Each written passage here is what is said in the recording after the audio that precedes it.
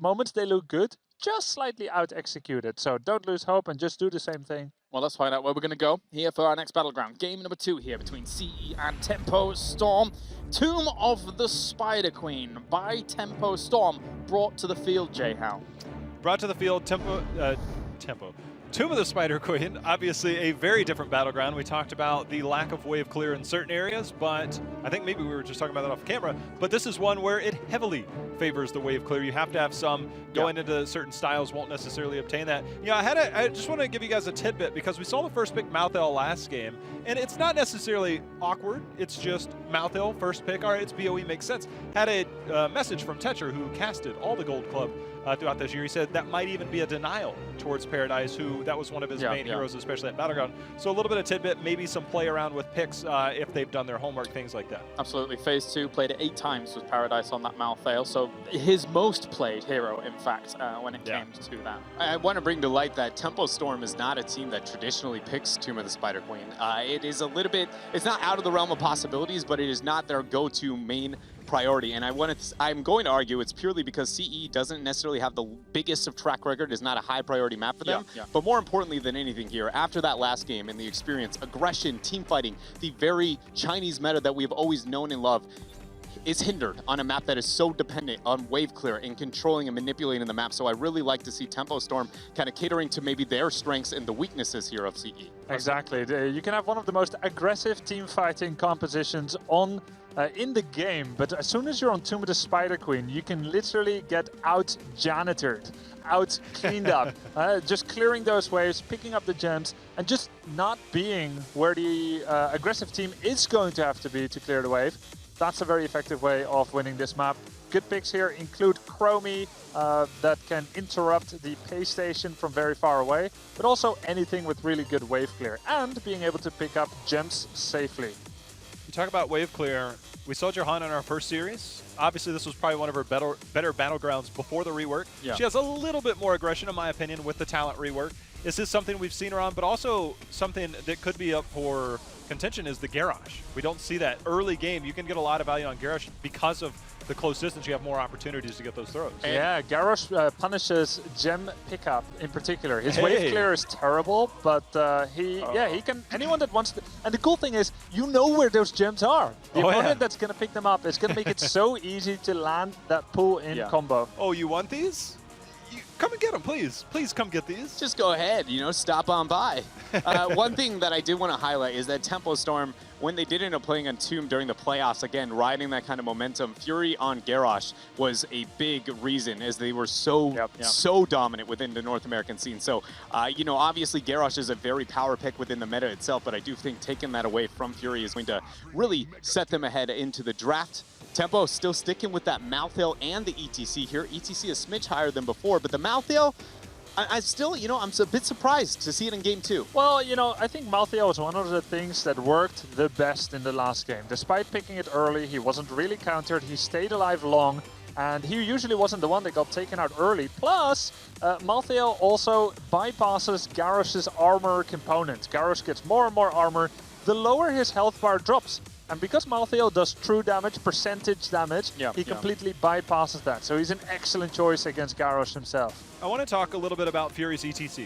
I spent a lot of time watching individual perspectives of individual heroes and players. Fury is probably, and I watched from Europe, North America, over 20, 30 plus games individually. Fury has probably the most aggressive power slides, and we saw sometimes even that one at the bottom, it's like he wants to make that big play oftentimes instead of a team-oriented where we kind of see this bump and slide approach from the Europeans, things like that. There are some counter plays towards that, but if you watch the positioning of that, he really likes to go all in. So I'd like to see if they're going to commit to that. We saw the Vala last game. I'd like to see some type of heavy burst style to complement that play style that Fury likes to have on that ETC.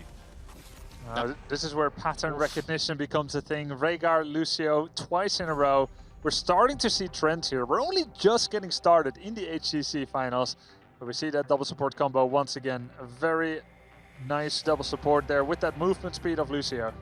I just want to say that I really do appreciate the double audible woof that you've kind of given throughout this draft at specific moments. Just, oh, man. Yeah, that is a very, to see Anna banned out here, it makes me very optimistic, especially towards the meta. And it's with the Malthael picked up, I'm not surprised to be able to see that taken away. But I do want to highlight that the Rhaegar-Lucio duo together are some of the most offensive, but also they kind of like light synergize because they can dive so effectively. I'm very surprised to be able to see CE get that for themselves here in this game. And again, when you're running double support, Rhaegar sits above all else because if you can get wave clear within your support role, you suddenly feel like you aren't hindered on every other class. Yeah. Yeah, I mean, you wouldn't do something like Ana, Tyrande, not that they particularly work well together, just because they have too little wave clear. Speaking of wave clear, the one thing that I've seen Greymane in particular, yes, you get that percentage-based damage. Malthael can survive in that, but Greymane, when it comes to defending the web weavers, isn't necessarily the best. Most of his damage is done when he's in Worgen form. And speaking of wave clear, we got ourselves a Ragnaros sighting all of a sudden, guys. Cassia to counter Greymane and Ragnaros to control the map. He does that pretty well. It's again essentially kind of a pause button for the lack of wave clear on their side, Yes. sacrificing a majority of the gems. So if Tempo Storm commits too many gems too early, it's very easy for CE to kind of go wipe the slate clean, reset the map, and then rely on their offensive team fighting post 10. I mean, you mentioned wave clear, and let's hope for the sake of one of our commentators, that's the only wave we see during this. Yeah, no joke. Look, I'm just going to throw this out there. There will potentially be a team that will make Trixler's day we know. this weekend. If everybody's wondering, it's that old lava wave. And Now Tempo has two options, second support or maybe Tyrael. Would work pretty well as well. You want to have people that can save Garrosh victims or that can save themselves. Tyrael does this fine. You would have a very aggressive comp with movement speed and sanctification. Ooh. And that's a good save as well. Yeah. One force of will protected and a portal, by the way, to save whoever gets thrown in. Yeah. At midseason brawl, I sat down with Koth and Luck, and I'm just asking myself, what do you think your best hero is? Just throw it out there. Give it to me. He's like, I'd say my Greymane. And he came out, his games were limited, but when he is on that hero, he is very effective. Generally, that might be the Psalm-style hero, but Medivh is the Psalm hero in this instance, which will give Cawthon potentially his best hero in his mind. So the confidence is going to be there in a hero like that. So I'm really curious, can Cawthon make the plays on that big carry-style hero on that backside with Greymane? As Grubby is alluding to, is Medivh the best answer in the meta right now to a Garrosh? Is that the best way to potentially deal with it? If you don't have mobility on most of your heroes, yeah. He's definitely the safest, right? Because he's like a direct counter to all the things Garrosh does, and his cooldowns nearly match that of Garrosh. But I don't know if I would say the best because that comes with massive trade-offs within your composition, right? So ultimately, yes for the save, but does that mean it's worth the pick? Maybe not. I would take Medivh every time against Garrosh. They both have low wave clear, so it's not like you're falling behind where you say, okay, I'm countering this burst, but they're also going to control the map. So in that part, it's tolerable and okay. Yeah. And then you've got that save. And if everything goes wrong, Leyline Seal to reset. There is no question in my mind that whoever has the better end of the draft, skill and execution will win out because the tools are there on either side. Mobility on the side of CE, and then we've got these protection buttons on the side of Tempo Storm. Though, for me, these drafts don't feel necessarily stacked in one way or the other. I feel like if Tempo Storm does struggle heavily in this game or even loses it, it's a bit more telling maybe towards the mentality and success into the tournament, just because they do have a lot of the tools to be able to deal with it. And Tempo Storm, in my opinion, has the better composition, but ultimately I do feel like the synergy and teamwork that CE displayed in the last game, and specifically the Ragnaros adjustment that North America has literally not seen a fraction of, is going to kind of catch them off guard. And I'm just, if they are not aware of that before the game opens, I feel like it kind of shows the mentality and adjustments that they're going to need to make if they're successful. Thank you very much, gentlemen. Make sure out there not only to hashtag which team you think is going to be winning, but also get those cheers going as well. I saw in the previous game we had that CE banner, all important. Get those in-game items as well. Always fun to represent some of your favorite teams along the way. For now, we're heading over to our commentary team in Gillyweed, and Trixler, take it away. Tempo Storm has the opportunity to show their improvement over the last year from last BlizzCon to this one, but they have to get over such a towering mental hurdle now, knowing that they lost the last game to CE. Yes, Can they do it? I believe so, actually. The composition that they have is actually really great there with the Medivh rounding out the draft. It helps them with, one, Garrosh picking off targets and bringing them back. You know, of course, protection, by the way, is always wonderful, and I'm going to get that word out of my mouth because I'm not going to say, by the way, ever again in this cast. We have cut it from our vocabulary. It's done. And then Phrase is secondly, gone. secondly, Medivh gives the ability for a team to dive on a Ragnaros. Ragnaros is a very vulnerable body, and if you can dive on top of him and take him out, he falls very quickly. So I would love to see if Tempo Storm can pull that off. Well, let's see if they can do it. Let's get into game 2 on Tomb of the Spider Queen between Tempo Storm and CE. CE leading this best of 3, 1-0.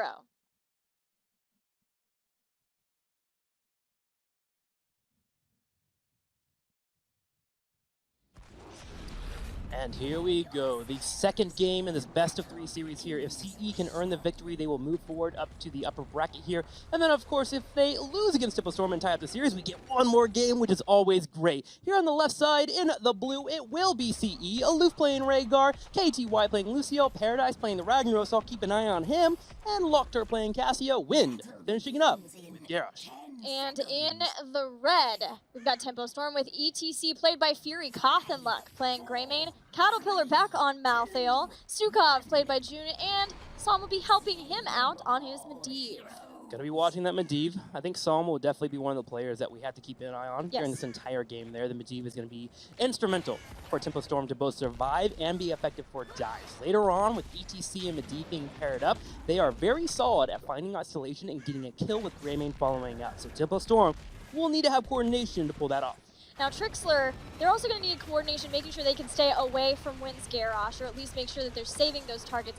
Wind and CE are the only Chinese teams playing Garrosh, at least they were during their regional, and he was making a short work of a lot of members of SPT, even with this hero.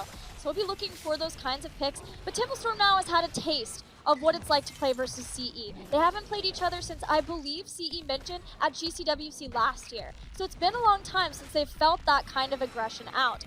Now they should understand and know how CE is going to be playing. A lot of it will rest on top of Fury and the ETC play there. He'll have to be in the face of Garrosh as much as possible. And whenever he thinks an engage is coming, and if we do have Wind decide that he wants to throw the ETC, you drop down the heal instantly. So you get that resistance and then power slide out, just like that. And if Psalm is nearby at any point to drop in the Force of Will, Tempo Storm should be able to handle that pressure coming their way.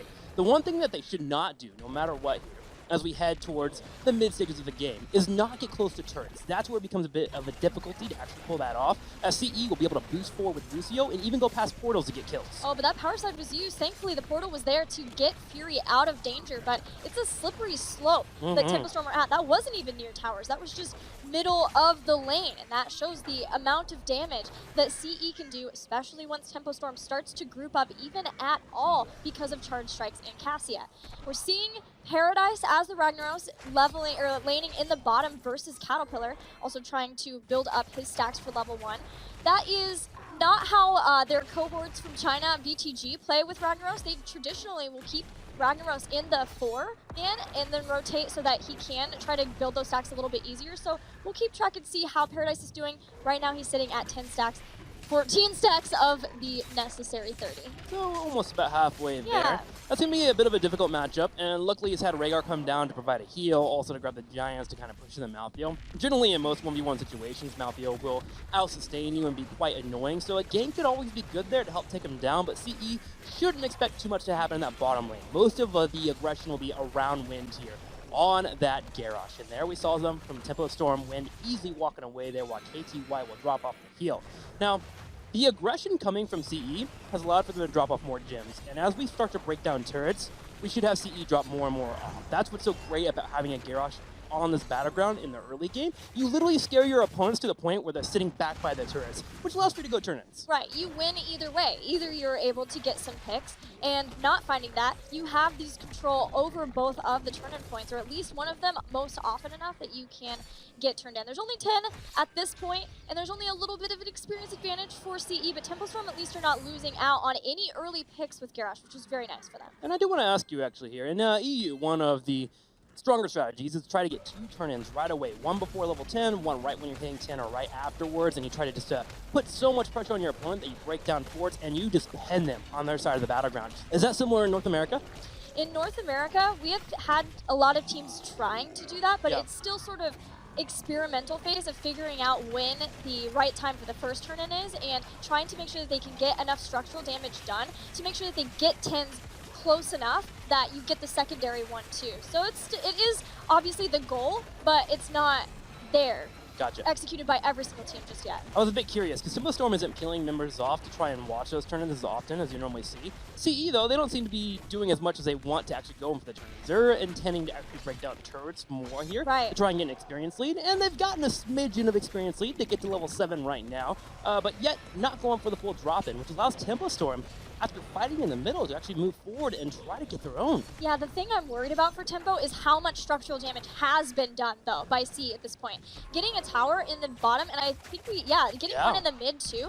This is going to be an opportunity for snowballing, even a tower in the top. There are a lot of different places for them to be able to push along with Web Weavers and then try to pull some of the resources of Tempo Storm somewhere. And let's not forget, CE has a Ragnaros. So opening up a battleground, opening up the map, especially Tomb, allows you to have forward outposts later on where you take over that structure, and then if your team is, or your opponents are too far out, you can catch them trying to retreat through that point, and you might just wipe the team. The strength of being a Ragnaros. You have a bit of a weaker body when you're not in Molten Core form, but when you go into Molten Core, you are all powerful, and those outposts are, of course, very important for going for those fights later on in the stages, so we'll keep an eye out for that. One of the things that I am a bit worried about, though, for CE is their seed potential is actually kind of lackluster. Their kill potential is great, so their turn-ins, I feel like they kind of have to group up and all in on an idea, so they can go for the top side or the bottom side, depending on how they feel like they have the map pushed out, but spreading out will not be advantageous for them. Great silence there from Stukov. June playing that hero, but it's not enough to amount to a Garrosh kill. And Tempo Storm keeps their composure and are able to get the first Web Weaver phase. So here's a chance for them to push back these lanes that have taken a lot of damage from CE. We're going to start with clearing out this top lane, keeping a member in at least the bottom lane. They have Malthael there, and then Tempo Storm can rotate back and forth between mid and top wherever they find an opportunity. But they need to move fast because CE are a level ahead of them. And this is where I love Ragnaros. If you do find a spot that you think your opponent might actually break down a fort, you can use that Molten Core and completely stop them from pushing. The best place to do this is in the middle, and here we are, Paradise, showing up, dropping down the damage here from the middle side. This will allow for him to also poke top or bottom depending on where Tempo Storm goes. Tempo Storm, anticipating this, actually spreads out and allows for them to decide, okay, where is CE not defending? There we'll try and get some experience to catch up. Yeah, that was great. The setup for the members of Tempo Storm, where they were at, they could quickly move to the top and the bottom to push those. They get one tower in the top lane. This has gotten them caught up in experience, but there's now only one Web Weaver left down in the bottom lane. And with so many defending that, it should fall pretty quickly. Still a couple members here. There's a portal to get people out, especially against Wynn's Garrosh. But the problem for Tempo Storm is that they used 50 gems, and they're still just tied with CE in experience. And that is all back to the solid, strong early game of CE. Tempo Storm does catch up, so they are now officially a condiment here, as they're able to get the 10 we have side it. CE, They and did Lava Wave has been chosen. What? First off, picking this is the best pick you could ever do. 100% win rate in the HGC. Thank you, Dark-Sided. Cassia, though, gets picked off in the middle lane, and Tempo Storm will have to deal with the might of lava burning down lanes. Lava and Web Weavers. That is a spidery, scary combination if I've ever heard of it. But getting a pick on Cassia is a nice start to that defense. So they did it. I thought it was going to be something like Valkyrie Sulfurous Smash, like some sort of wombo with that. But we've got a Lava Wave. Personally, I enjoy it with this competition because we go back to the point we brought up earlier. They don't have much siege potential. Yeah. So if they actually want to put down a Lava Wave, say in the top lane, and then put all 5 members in the bottom side, they get lanes pushing. The trade-off, though, with using Lava Wave is, 1, you don't have the combo you just mentioned, and 2, that if you do it a little bit too early, you actually miss out on 6 to 9 gems. As it burns down the lane, you can't go towards it. Yeah. You know, I was also thinking, oh, maybe we'll see something like a Warlord's Challenge if Tempo Storm groups up too much, and then Lava Wave after that. But you could also just do that with a Sulfurous Smash, too. So we'll just have to see how this Lava Wave thing is going to work out for CE. But the good thing is that pushing in with their Web Weavers, they're starting to put in some fort damage. They're trying to reap the rewards of having that strong early game. CE taking some Lane damage here as line. Leyland Seal pops out. The silence coming in from June. They will try to lock down Lucio, but KTY does get out. Drops the sound barrier. Medivh gets focused down, and here is the lava as it burns down the middle lane, pushing everyone from Tempo Storm back. Oh, I love you. Got so into that Lava Wave. It's like your first time getting to commentate Lava Wave, and you made it epic. Here comes Pull immediately out of that box, though. Caterpillar's gonna go there. Paradise goes down, he can't do it now. Tempo Storm firing back, takes down 2. That they do, and June coming in there with the flailing arm helping out. Tempo Storm is able to trade out the 1 for 2. Medivh falling victim there. Did he finish Master's Touch? No. No, he did not. So there's an update on it. Tempo Storm defends, but they do overall lose out on a fort. They lose Medivh's Master Touch, so CE definitely taking that trade. That was what Tempo Storm needed to do, though, before things got out of control the way they were in the last game, too. Making the best of a bad situation, making the best of losing Psalm there. Tempo Storm still being able to get 2, rotating out quickly to try to get this turn in. Wind's gonna stop Fury from doing that, but Psalm's here too now. Cursed Bullet comes out, they're trying to get this kill. Wind has done goofed, it looks like. Drops down the taunt. Can he survive? He actually baits everyone from Tempo Storm into a fight. Eventually will fall, but Malthield's already dead. CE giving chase here as Logtar is looking to apply a little bit of damage there from the Cassia. Goes in for the Fury. Can he get more? Gets the Fend, Force of Will, keeping Psalm alive. Leyline burned just to make sure they can live, and now they're trying to turn this back around. Fury gets into a good position for a power slide to hold KTY on top of that silence, but no kills from that fight. It's just Tempo Storm getting back to safety. And looking at that can't stop, one stop, going to be helping out there with Lucio. So Lucio is actually immune to all enemy slow and root effects when he's in wall ride. Very, very helpful there as he continues to have the focus coming from him. ETC and such trying to lock him down, trying to get out. Usually you see that resistance picked up at level 13, so a bit of a change up. But CE, man, they love to play with their different talents, and I can see why they pick it here. Yeah. Not a whole lot of slows and roots there, but we'll see what he could do with that Lucio pick there. We've also got Inevitable End for Malthael, hoping that he could try to live through some of this Garrosh aggression. Sadly though, Wind getting the if I'm going down, I'm taking you with me kill. It's pretty good for CE. That's pretty much the motto of all Garrosh players. Yeah. I'm going down, but you're coming with me. As another pick comes in, 14-13, much closer match for our teams as we head to the mid game. Fury is a target, but there is a portal for him to escape to. Taunt gets popped off, Fury gets focused, and he gets deleted. And Malthael trying to get out of the fight here, but we have Logtar thrown over the wall by Garrosh, going straight for Cattle. He'll beeline for him and take him out. These portals will save what's left of Tempo Storm's forces, especially now that Quickening is here. But Tempo Storm are in dire straits. They lose 2, they lose their front line. A lot of that was because of the setup too. Fury being separated from the team took damage. The taunt pulling him away from getting to the team to getting back to safety with the rest of the members. That was a great Warlord's challenge to pull him back so that they could get that kill. 44 out of the 55 gems necessary for CE to get their second turn-in of the game, and there they will get it. And CE with the second turn in are looking for level 16 forts to be destroyed. They've already dealt with the fort in the middle and the bottom side, so they're in a great spot in terms of opening up the battleground. Can they get more? A keep wall would be instrumental and helpful for them to move forward. Tempo Storm are setting up a defense in the top lane. They do have Medivh down in the bottom, but it's going to be the inevitable end usage for Caterpillar. Had to use it early on in the last one too, and that's just Wind forcing him to use it. The pressure of a Garrosh player, man, is always tilt-inducing, that is for sure, when you have to burn down cooldown. CE continues to move forward here. They have a healthy Web Weaver, and if they really decide to, they could drop down Molten Core here on the backside, siege from afar, and allow for the Cassie in particular to step up and continue to attempt to harass their opponents. Love that they're pushing this middle lane though, because they have those bruisers, they have the Web Weavers, and when I've seen MVP Black a few times play Ragnaros on Tomb of the Spider Queen in this part, they like to try to bring down that middle keep first, because you can siege both the other keeps with it once you use Molten Core there. So it's a good forward outpost for a team when they have Ragnaros, but because the Web Weaver was taken down so much, looks like maybe no keep yet. Wind throws back, Force of Will, Sound Barrier. There it is. Paradise turns around, drops on the smash. Malthael's being focused down. Paradise moves forward. They're going to have the Force of Will coming out to keep Cattle alive, but he wastes out on the Tormented Souls. Here comes the Lava Wave. Not going to do too much, but CE, use that Lava Wave so if they started to lose a team fight, they could escape backwards and at least be able to get in a spot where they defend against Tempo. I thought maybe that was going to be a place for Tempo to catch the members of CE because Sound Barrier was used so early on in that fight, and Tormented Souls hadn't, but because Flailing Swipe was being used, other members were running just down to defend. Caterpillar didn't have, the backup with him to go back in. Wow, looking at this, CE is actually playing very well. They are showing 3 in the middle, showing that they're willing to fight against Simple Storm, but not actually wanting to. They can boop away from KTY and go for a disengage. And CE mask a boss engage on top of the boss. They use Rhaegar and Cassia, and they're able to grab it for free because Tempo Storm thought they were going for a turn-in. That was so well done. CE is playing impressively at this event, their first match of opening week for the HGC finals. They're moving on forward. Fury not hitting wind with the power side. Instead will get tossed back into the fray.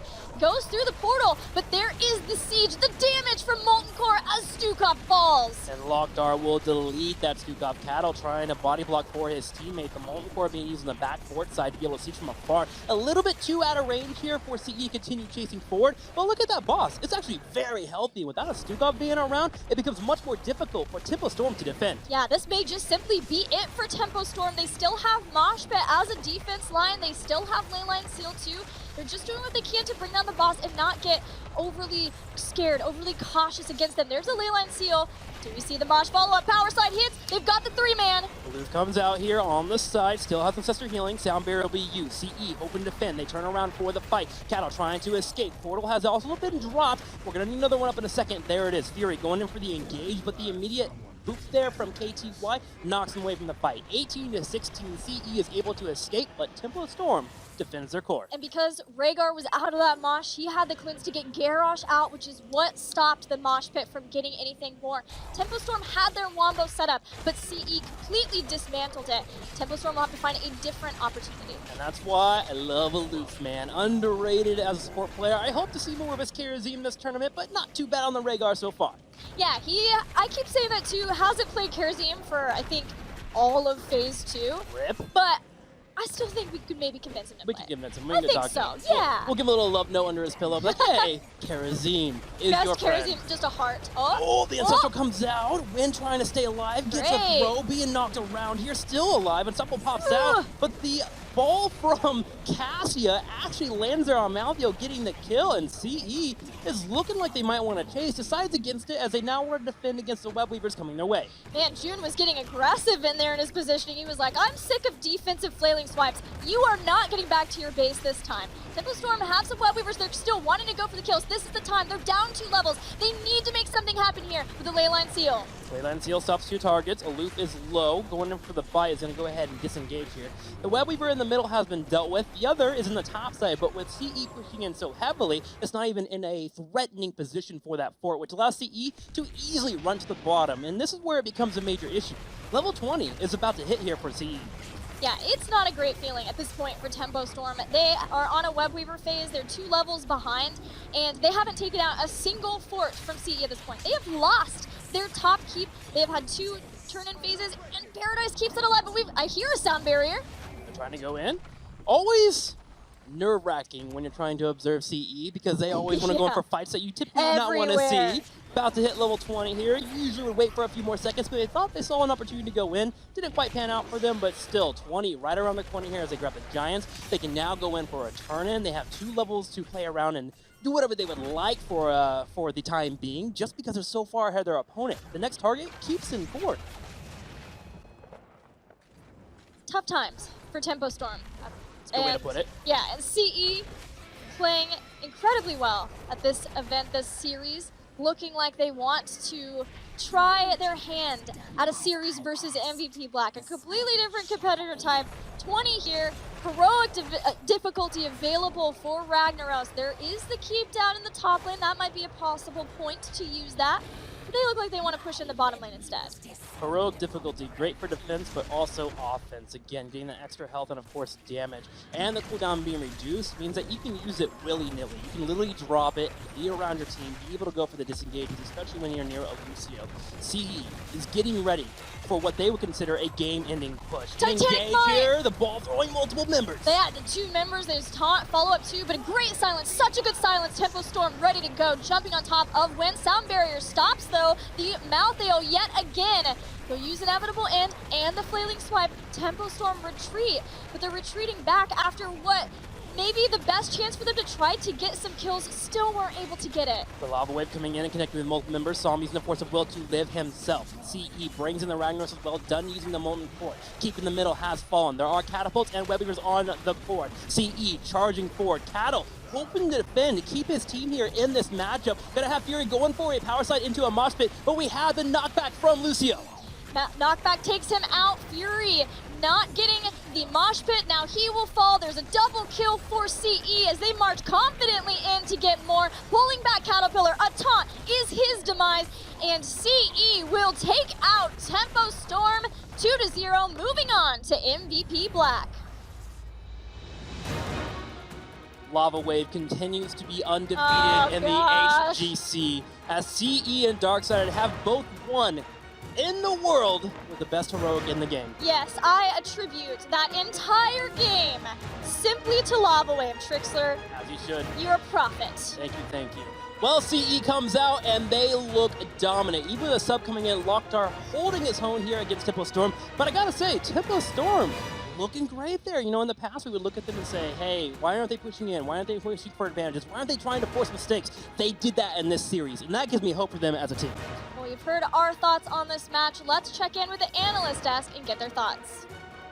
That's right. We managed to get a few words from CE before the tournament began, and they said going into this series, 50-50 chance they'd be able to take the victory. That looked more to me than just a 50-50 chance. Well, they also said that if they win the first match, which they now have, they have an 80% chance of making it out of the group. They were very respectful and cautious of Tempo Storm. They saw them play in China in December 2016, but they don't know enough about them. Now they have crossed swords, CE has come out victorious, and they should feel pretty confident to advance out of the group. I agree. I mean, that was an amazing performance from CE. Like, I want to reiterate that I feel like that such an amazing play from them. They were a pleasant surprise at the Eastern Clash, and I did feel like maybe it wouldn't continue over all the way over through BlizzCon, but it very much seems to be the case here. Wynn's just making plays left and right. Like, I feel like calling him out is maybe not even true because every single one of them actually seems to be a playmaker on their own. And even so, someone like Locktar, who hasn't been with the team for a while because he's just standing in for Zuyu, I felt like his Greymane was good, I felt like his Cassio was good, and not just as an individual level, but was gelling with the team very well, Jay Howe. He did gel, and I know we've heaped a lot of praise on the CE, justifiably so, but we were watching that game, and when we're watching that, there are some questionable moments from Fury on that front line, very aggressive plays that kind of put his team in tough spots. I feel that's a major focal point they need to regroup on because they're now going to be playing against Deadly Kittens. They need to go back and look at some of the approach, maybe even their drafts, maybe switch it up, put him on a different style hero, because there are moments in that game that probably shouldn't have happened that did happen, and I think it cost them dearly in team fights. It's dangerous, right? If you power slide in, you want to make sure that it leads to a kill immediately. Otherwise, there's too many members of the enemy team that are there to counterattack on the ETC who now no longer has his escape. It may work out really well if you see an opportunity and you do get that kill, but if you fail, and CE did so well to counteract that, then it's a big risk. Well, let's hear from the winners themselves as we head over to Kevin, who's down at the stage. Thank you so much, Kylaris. I'm here with Paradise, assassin player from the team of CE. Congratulations on your victory. Very well won there. 2-0 win over Tempo Storm. When we spoke to your team during the media days before this tournament, you said that a victory over Tempo Storm was probably a 50-50 chance, and that if you could secure that victory, it would bode well for your ability to get out of this group. How did you feel about that match? Did it play out the way you expected, and how are you feeling right now with the victory? 首先非常恭喜啊，就是我们那个一开场就是2-0，就是击败地质战队，然后就是你们在媒体日也说到其实跟 Tempo Storm 打这个比赛其实是55%啊，50%的那个55%开的胜率嘛，然后就是想问一下，这下次能第一场就2-0轻松获胜，对你们那个晋级小组赛打到后面的那个8强是会有什么样的一个寓意呢？其实这场比赛就是打之前，我们是觉得就是可能在跟对手的差距应该就是在5-5之间，但是因为我们这2天，因为我们知道我们这小组最大的对手可能是北美战队，所以我们会去准备这样一场比赛，然后也算是就是准备有所回报吧，对，就是这样。I think going into this group, we know that our biggest opponent is going to be the North America team, so we did a lot of practice to really target their team. So I know that even going to match, it's going to be 50-50, but we're just really happy that we're able to take this first match. Absolutely. Now, we also know your team is playing a man down from your normal roster. Zuyu had some unfortunate visa issues and couldn't be here, and Lokhtar is a substitute for your team. Do you have any expectations that will have a heavy impact on your ability to go far in this tournament? And how is your team adjusting to that last-minute change in roster? 这边也说到，因为是由于签证原因嘛，其中有一位选手没法来到美国参加比赛，所以说 Lokhtar 也是替补上场。就是这边想问一下，就是说你们也是一个4+1这么一个阵容来到这个比赛，会对你的之后的那个影响，包括是后面的比赛有什么那个影响吗？其实我们就是换的这名替补 Lokhtar 这名选手，其实他在就是个人技术方面，实际上与我们之前的就是正式选手相差不太多，所以就再加上我们平时也很熟，所以这次比赛相对来说，就对我们来说影响并不大，就是换了人之后。I think in terms of skill level, I think the substitution player Lokhtar is really on par with the player that are unable to come to for this tournament. So we don't think he's going to be a major factor for us. So we actually think that he is really good, a good component for this team. Fantastic. Well, congratulations once again on your victory, and good luck as you advance in this group stage to play MVP Black. We'll see you in the next match. All right, folks, Lava Wave, undefeated in the HGC. Please stick around. Just a short break. We'll be right back. We'll have a polymorph. Looks to use it. Does pop.